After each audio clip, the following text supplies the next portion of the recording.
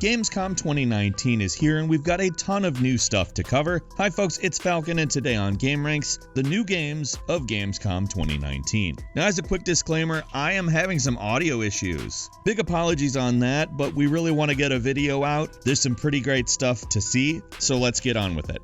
Starting off at number 10, it's Remothered Broken Porcelain. Now, last year, in 2008, Remothered Tormented Fathers, a third-person horror game, got a lot of critical acclaim. It didn't get, blockbuster hit status or anything, but it did well enough that they're making a sequel, and obviously we're talking about that sequel. It's Broken Porcelain. Now, it will be containing characters from the first game if you happen to play that, and takes place at an inn, and will entail stealth gameplay as well as puzzle solving, and some actual weapons and inventory management. Now, the trailer they showed us not a lot, just a girl basically in a scary place with a bad man in a mirror. But this was a real-time cinematic, and that is apparently one of the things they're touting as a big addition. Now, in basically any series, I wouldn't really take that as a big development of any kind. However, with a game like this, where it's so story-heavy and atmosphere-heavy, that kind of thing can be a really big add, and if they got critical acclaim on the first game without that, it will be interesting to see why it's being touted. I'm certainly intrigued. The trailer is very cool, it looks gorgeous, and Remothered Broken Porcelain will be coming to PC, PS4, and Xbox One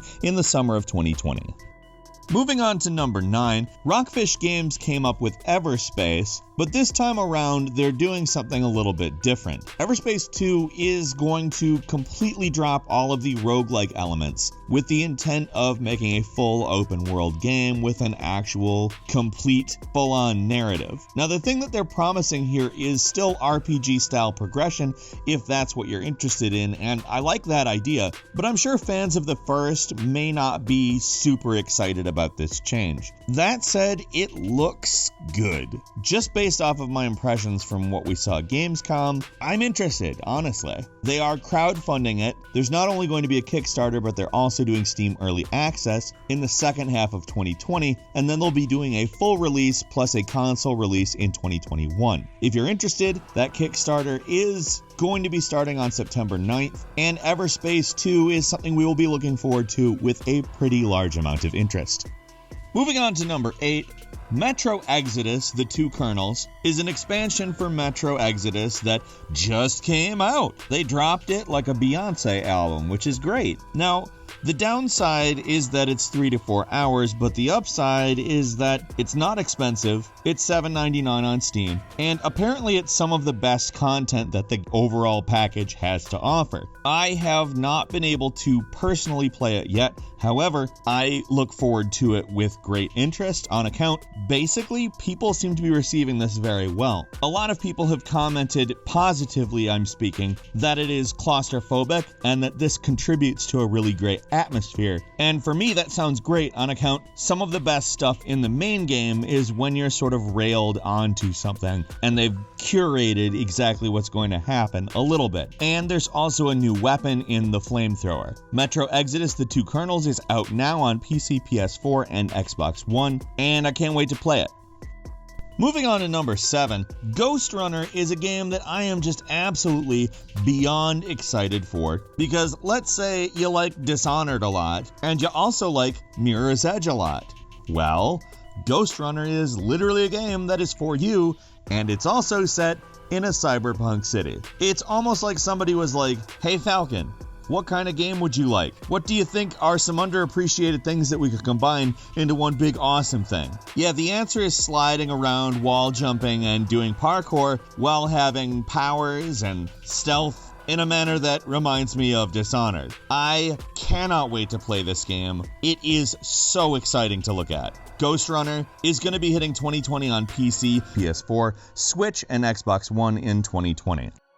Moving on to number 6, Synced Off Planet is a new player versus enemy shooter, which will do something clever in that you can upload a photo of yourself and end up being the main character. I've seen more than a few people comment it sounds a lot like Tony Hawk's Underground, where you could do something similar. However, the game is really nothing like Tony Hawk's Underground. What we're seeing of the game is that it's kind of a squad-based shooter, but not like a complex loot shooter or really kind of a free-for-all. I'm not really exactly sure how to describe it, but what's interesting, during the hordes of nanos, that's what the enemies are called, you'll be able to find the sync node, which is one of the nanos in the group, that will allow you to command a cyborg army of all of the still alive enemies. That's interesting. I think that once we see more of this game, it's going to be something that we'll probably want to follow, but that alone was intriguing enough to make me want more. Synced Off Planet has a TBA release date and currently is only announced for PC, but it sounds pretty novel and interesting, and I'm looking forward to seeing exactly where it goes.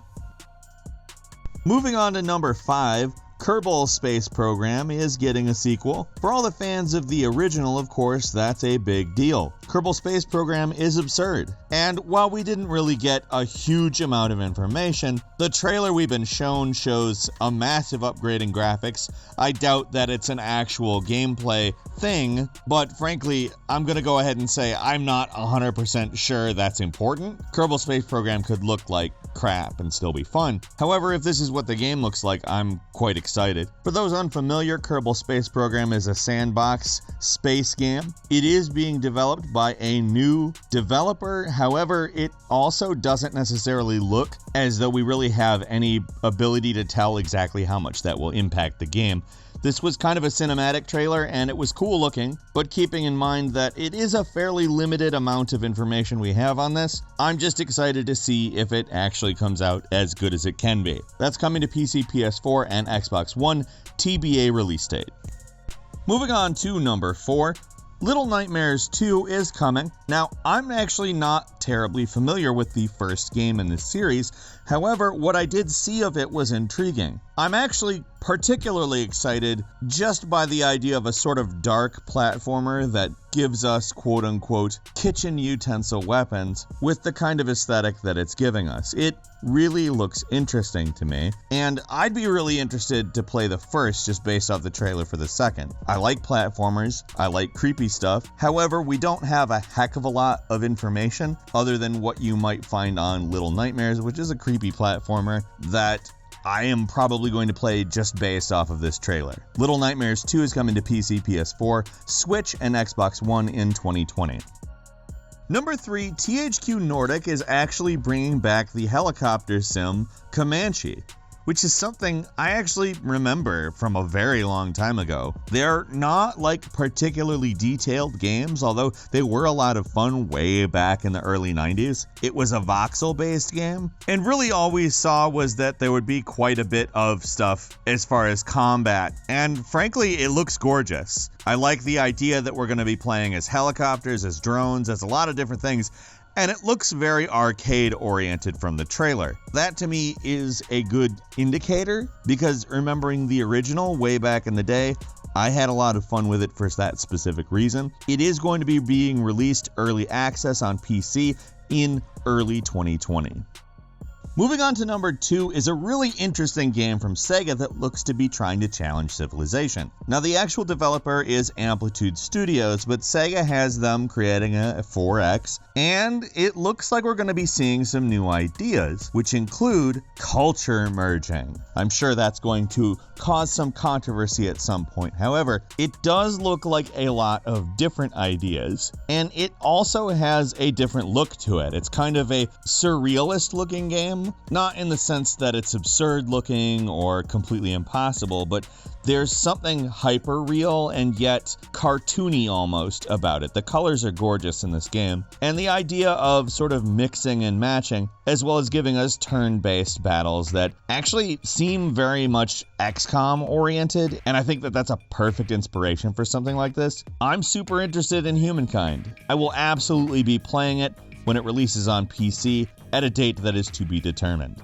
And finally, coming in at number 1, Disintegration, a game that got teased about a week ago, but not really explored, comes to us from V1 Interactive, the studio that is headed by Marcus Leto, one of the original creators of Halo. Now, we didn't actually get any specifics on exactly what's going on in the game.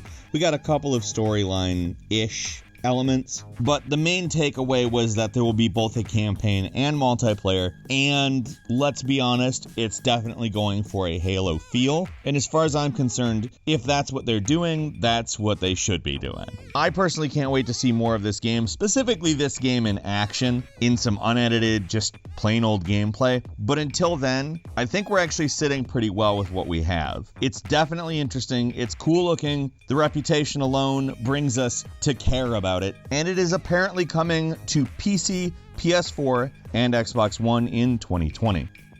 And a couple of bonus games for you include Need for Speed Heat. I'm going to go ahead and say I'm just extremely excited that there is a damn Need for Speed game coming out, but we got to see some gameplay footage, and I'm pretty excited about this. It looks like exactly what I would want from this series in 2019. We also saw a game called SnowRunner, which is an off-road game that looks to be completely insane. Game Deck, an adaptive cyberpunk RPG where you play as a private detective. Some really interesting ideas in the trailer that, in my opinion, should put the game on the map. And finally, Yakuza 3, 4, and 5 Remastered, which will act as a collection, however will not all come out at the same time. You'll be able to buy all 3 of them when Yakuza 3 comes out, and you'll get 4 and 5 as they finish them, which is, I think, a cool distribution model for this, and I definitely want to play Yakuza 3, 4, and 5 with graphics that look like any of the recent Yakuza games. What are you interested in from Gamescom? Leave us a comment, let us know what you think. If you like this video, please click the like button. If you're not subscribed, now's a great time to do so. We upload brand new videos every day of the week, and the best way to see them first is, of course, a subscription. So click subscribe, and don't forget to click the notification bell. As always, thank you very much for watching this video. I'm Falcon. You can follow me on Twitter at Falcon the Hero. We'll see you next time, right here on GameRanx.